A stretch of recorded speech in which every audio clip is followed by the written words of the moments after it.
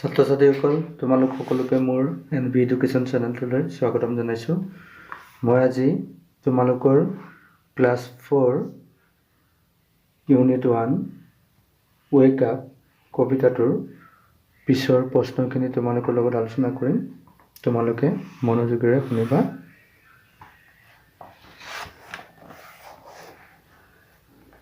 এতিয়া এই wake up কবিতাটো মই আগৰ ভিডিঅ'ত তোমালোকৰ লগত আলোচনা কৰিছিলোঁ। এতিয়া মই পিছৰ প্ৰশ্নখিনি আলোচনা কৰিব ওলাইছোঁ। প্ৰথমতে আছে চোৱা নিউ ৱৰ্ডছ। প্ৰথমতে আমি এই নতুন শব্দকেইটা অৰ্থকেইটা শিকি লওঁ।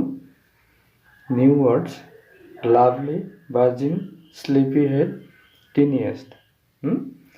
Lovely, বাজিং, sleepy head, টিনিয়েষ্ট। এতিয়া লাভলি, লাভলি ধুনীয়া, লাভলি ধুনীয়া। তাৰ ইংলিছ মিনিংটো কি হ'ব মই লিখি দিম তোমালোকে চাবা। এতিয়া আমি শিকি লওঁ লাভলি ধুনীয়া, ভেৰি বিউটিফুল। বাজিং, বাজিং মানে এটা চাউণ্ড, চাউণ্ড যিটো চাউণ্ড মানে ল' চাউণ্ড কণ্টিনিউৱাছ হৈ থাকে। যেনে চৰাইবিলাকে মাতে যে শুনিছে ন, চৰাইবিলাকে চিক চিককৈ মাতি থাকে যে কণ্টিনিউৱাছ, সেইটোকে বাজিং বুলি কৈছে। বাজিং। স্লিপি হেড, স্লিপি হেড বাজিংটো হ'ব তোমাৰ মেকিং এ ল' কণ্টিনিউৱাছ হামিং চাউণ্ড। স্লিপি হেডটো হ'ল তোমাৰ কি কৈছে, এ স্লিপি অৰ ইনএটেণ্টিভ পাৰ্চন মানে শুই থকা ব্যক্তি যিজন এট্ৰেক্টিভ হৈ থকা নাই, মানে স্লিপি হেড। টিনিয়েষ্ট, তিনি মানে হ'ল একেবাৰে সৰু, গতিকে টিনিয়েষ্ট মানে একে চবতছে সৰু, বহুতৰ লগত তুলনা কৰিছে। এইটো এটা এডজেক্টিভ হয়, বহুতৰ লগত তুলনা কৰিলে টিনিয়েষ্ট হয়। TINY তিনি, সৰু। তিনিয়াৰ, দুটাৰ মাজত তুলনা কৰিলে তিনিয়াৰ হয়, আৰু বহুতৰ লগত তুলনা কৰিলে টিনিয়েষ্ট, TINIEST, টিনিয়েষ্ট। এইটো টাইনিয়েষ্ট বুলিও কয়, টিনিয়েষ্ট বা টাইনিয়েষ্ট। এতিয়া আমি অৰ্থখিনি চাওঁ, চোৱাচোন। মই লিখিছোঁ অৰ্থখিনি চোৱা। ইয়াতে চোৱা lovely, very beautiful, VERY very beautiful, BEAUTIFUL। বাজিং, making এ ল', continuous humming sound, MAKING making এ ল', LOW। Continuous, CONTINUOUS continuous. Humming, HUMMING humming sound, SOUNDS sound. তাৰপিছতে স্লিপি হেড, এ স্লিপি অৰ ইনএটেণ্টিভ পাৰ্চন, এ স্লিপি SLEEPY অৰ ইনএটেণ্টিভ INATTENTIVE এটেণ্টিভ person, PERSON person. টাইনিয়েষ্ট, very small, VERY very small, SMALL small. আচ্ছা, তাৰপিছতে তোমালোকৰ আছে page number 4। তাৰপিছতে activity আছে, চোৱাচোন। তাতে দিছে ৰিডিং ইজ ফান। ইয়াতে কেইটামান 3টা প্ৰশ্ন দিয়া আছে। প্ৰশ্নকেইটা উত্তৰকেইটা মই কৰি দেখাইছোঁ, তোমালোকে বহীত টুকি ল'বা। ইয়াতে চোৱা, প্ৰথম প্ৰশ্নটো আছিলে what do you think birds say each other in the morning. What do you think, তোমালোকে কি ভাবা, বাৰ্ডছ চে চৰাইবোৰে কয়, ইচ আদাৰ ইটোৱে সিটোক, ইন দ্য মৰ্ণিং ৰাতিপুৱা। এতিয়া ৰাতিপুৱা কি ক'ব বাৰু? ৰাতিপুৱা প্ৰথম দেখোঁতে কি বুলি ক'ব? গুড মৰ্ণিং বুলিয়ে ক'ব, নহয় জানো? এতিয়া চোৱা, বাৰ্ডছ চে গুড মৰ্ণিং, বাৰ্ডছ চে, চোৱা বাৰ্ডছ চে, ইয়াতে আছে শব্দটো, তোমালোকে শব্দটো বানানটো মনতো ৰাখিবাই, কিন্তু সুবিধাৰ কাৰণে ইয়াতে মই কৈ দিছোঁ বাৰ্ডছ চে। তাৰপিছত উত্তৰ অংশটো লিখিবা গুড মৰ্ণিং, গুড মৰ্ণিং। তাৰপিছতে টু শব্দটো লগোৱাৰ পিছত ইচ আদাৰ ইন দ্য মৰ্ণিং, এইটো ইয়াতে হ'ব বাৰ্ড চে তাৰপিছতে ইয়াতে উত্তৰটো হ'ব গুড মৰ্ণিং তাৰপিছতে two is other in the morning হ'ব তাৰপিছৰ কুৱেশ্যনটো চোৱা হু আৰ অলৰেডি এৱেক মানে সাৰে থকা হু আৰ অলৰেডি এৱেক কোনে অলৰেডি সাৰে আছে মানে আগতে সাৰে আছে এতিয়া বিজ বুলি কৈছিলে কবিতাটোত cows horses ducks chicks and chicken are already awake খালি নামকেইটা মনত ৰাখিলে হ'ল কি bees cows horses ducks chicks and chicken are already awake তাৰপিছৰ প্ৰশ্নটো হ'ল which creatures wake up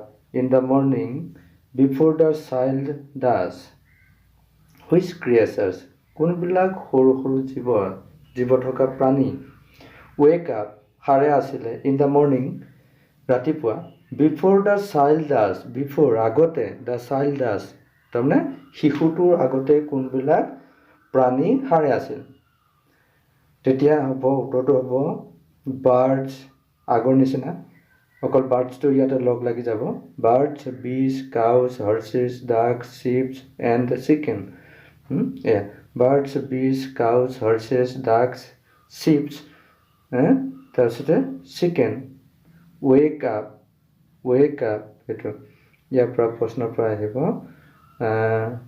wake up in the morning before the child does wake up before the child does এইটো নহয় জানো এইখিনি তোমালোকে লিখি যাবা মই আকৌ এবাৰ তোমালোকক লিখি দিছোঁ এইখিনি তোমালোকে লিখি ল'বা ভালকৈ তাৰপিছত প্ৰশ্নখিনিৰ পিছতে কেইটামান শব্দ দিছে শব্দকেইটা আমি নামাতিলে নহ'ব এতিয়া মই মাতি দিছোঁ চোৱা listen to the songs of birds say the word listen to the songs of birds say the word কি ৱৰ্ড দিছে বয় এণ্ড বি কালাৰ কৰি দিছে দেখিছেনে BOY boy and B double E listen to the B sound in B চাউণ্ডটো এই শব্দকেইটাত কেনেকৈ হয় শুনিবলৈ দিছে big bubbles bin bag blow and black শব্দকেইটা আকৌ এবাৰ কৈ দিছোঁ শুনা ভালকৈ big bubbles bin bag blow and black আমি তাৰ পিছৰ এক্টিভিটিটোলৈ আহিছোঁ ইয়াতে পিছৰ এক্টিভিটিটোত কি কৈছে জানানে লেটছ ৰাইট প্ৰশ্নটো কৈছে connect the pairs of sentences below' using and or but connect the pair দুটা মানে বাক্য দুটা কি কৰিব দিছে কানেক্ট কৰিব লাগে ইউজিং কি লগাই এণ্ড আৰু বাট লগাই আৰু বা কিন্তু লগাই বাট মানে কিন্তু আৰু এণ্ড মানে আৰু এতিয়া আমি বাক্যকেইটা অৰ্থকেইটা জানিলে পূৰ কৰিব পাৰিম চোৱা লগ লগাব পাৰিম প্ৰথমটো কৈছে চোৱা it is time to get up for school এতিয়া স্কুল যাবলৈ উঠাৰ সময় গেট আপ খোৱাৰ পৰা উঠা মানে I want to sleep for some মোৰ time I want to sleep মই শুব বিচাৰোঁ ফৰ চাম মোৰ টাইম আৰু অলপ সময় এতিয়া এইটোত দুইটা বাক্য লগ লগাবলৈ হ'লে আমাৰ ইয়াতে বাট শব্দটো আহিব এতিয়া স্কুল যোৱাৰ সময় স্কুললৈ যাবলৈ সাৰে উঠাৰ মানে শুৱাৰ পৰা উঠাৰ সময় কিন্তু মই অলপ সময় বেছিকৈ শুব বিচাৰোঁ এই কিন্তু শব্দটো আহিব তোমালোকে অন্য একো কৰিব নালাগে খালি দুইটা শব্দৰ মাজত বাটটো লগাই দিলে হ'ল এতিয়া মই লিখিছোঁ চোৱা it is time to get up for school, but I want to sleep for some more time. খালি মাজত বাটটো লগাই দিলে হ'ল It is time to get up for school, but I want to sleep for some more time. তাৰপিছতো চোৱা তাৰপিছতো কি কৈছে Sheila got some chocolates for her birthday. কি কৈছে Sheila got some chocolates. Sheila chocolate কিছুমান কিনিছে for her birthday, তাইৰ বাৰ্থডে কাৰণে She got some new clothes too. She got some, তাই কিনিছে new clothes, নতুন কাপোৰ too, মানে চকলেট কিনাৰ উপৰিও তাই কিছুমান নতুন কাপোৰ কিনিছে ইয়াতে এনেকৈ লিখিব পাৰিছোৱা Sheila তাইৰ বাৰ্থডে কাৰণে চকলেট আৰু কিছুমান নতুন কাপোৰ কিনিছে এনেকৈ লিখিব পাৰি গতিকে আমি এইটো বাক্যটো Sheila got some chocolates for her birthday and some new clothes. Very good. এটা লিখা Sheila SHEIL Sheila got some chocolates CHOCOLATES chocolates for her birthday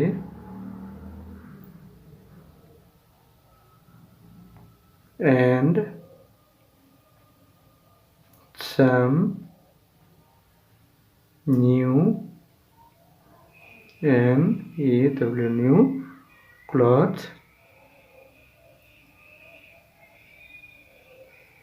too. এটো দিব পৰা দিলে কথা নাই Sheila got some chocolates for her birthday and some new clothes too.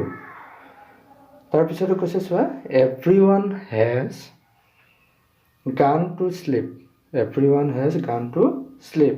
I want to read my book. এটো everyone has gone to sleep. সকলোবিলাক শুবলৈ গ'ল I want to read my book. মই মোৰ কিতাপ পঢ়িব বিচাৰোঁ এতিয়া তুমি এটো যদি জয়েন কৰা তেতিয়ালে এনেকৈ লিখিব পাৰা সকলোবিলাক শুবলৈ গ'ল কিন্তু মই মোৰ কিতাপ পঢ়িব বিচাৰোঁ এটো বাটটো আহিব এতিয়া আমি এনেকৈ লিখিব পাৰোঁ everyone has gone to sleep but I want to read my book. EVERYONE everyone has gone to sleep but I want to read my book. আচ্ছা তাৰপিছতো কৈছে চোৱা Raju plays cricket. He also plays hockey. Raju plays cricket and hockey. এনেকৈ লিখি দিওঁ ৰাজুৱে cricket খেলে he also plays hockey. He hockeyও খেলে এতিয়া আমি যদি দুইটা বাক্য লগ লগাও ৰাজুৱে ক্ৰিকেট আৰু হকি খেলে এনেকৈ লিখিব পাৰোঁ তে Raju plays cricket CRICKET cricket and hockey. Raju plays cricket and hockey. এতিয়া ইয়াতে এনটো লগাই আমি কৰিলোঁ ইয়াত ভাতটো লগালোঁ তাৰপিছতে ইয়াতে আমি কি লগালোঁ এন লগালোঁ তাৰপিছত ইয়াতে আমি কি লগালোঁ বাট লগালোঁ না তাৰপিছত এখন চাৰ্ট দিয়া হৈছে চোৱা Number 2 কৈছে fill in the blanks according to the example given below তলত দিয়া এক্সাম্পলটো অনুসাৰে তোমালোকে খালী ঠাইখন পূৰ কৰিব লাগে এতিয়া এইকেইটা হয় এডজেক্টিভ তিনি তিনিয়াৰ তিনিয়েষ্ট চোৱাচোন কেনেকৈ ভাগ কৰিছে চোৱা প্ৰথমটো তিনি তাৰপিছত তিনিয়াৰ তিনিয়েষ্ট এটাৰ মাজত তুলনা নহ'লে তিনি দুটাৰ মাজত যেতিয়া তুলনা কৰিব তিনি আৰ তাৰপিছতে বহুতৰ মাজত তুলনা কৰিলে তিনিয়েষ্ট ঠিক সেইধৰণে যদি আমি বিগ কওঁ তেতিয়াহ'লে ক'ব লাগিব বিগাৰ BIGGER বিগাৰ তাৰপিছত বিগেষ্ট এইটো দিয়া হৈ আছে স্লিপি স্লিপিয়াৰ স্লিপিয়েষ্ট এইটো লাভলি লাভলিয়াৰ লাভলিয়েষ্ট এইটো হ'ব late later latest round rounder roundest small smaller smallest good এইটো কিন্তু বেটাৰ হ'ব BETTER good better best good better best মই চাৰ্টখন পূৰাই দিছোঁ তোমালোকে অলপ ভালকৈ চোৱা এইটো চোৱা তিনি তিনিয়াৰ তিনিয়েষ্ট এইটো এক্সাম্পল হিচাপে আমাৰ দিয়া আছিলে তাৰপিছত আমাৰ খালী ঠাইত দিয়া আছে এইটো বিগ তাৰপিছতে বিগাৰ BIGGER বিগেষ্ট তাৰপিছত স্লিপি স্লিপিয়াৰ এইটো দিয়া নাছিলে গতিকে স্লিপিয়েষ্ট SLEEPIEST স্লিপিয়েষ্ট তাৰপিছতো প্ৰথমটো দিয়া নাছিলে গতিকে এইটো লাভলি LOVELY লাভলি লাভলিয়াৰ লাভলিয়েষ্ট এইটো প্ৰথমটো দিয়া নাছিলে শেষৰটো দিয়া নাছিলে লেটাৰটো দিয়া আছিলে গতিকে প্ৰথমটো হ'ব late LATE late later latest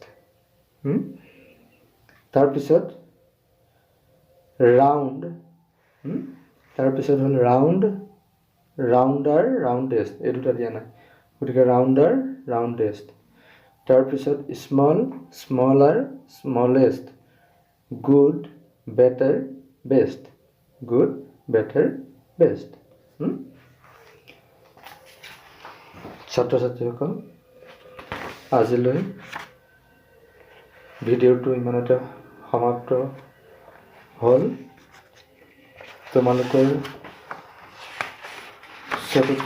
class 4 চতুৰ্থ শ্ৰেণীৰ ইউনিট 1ৰ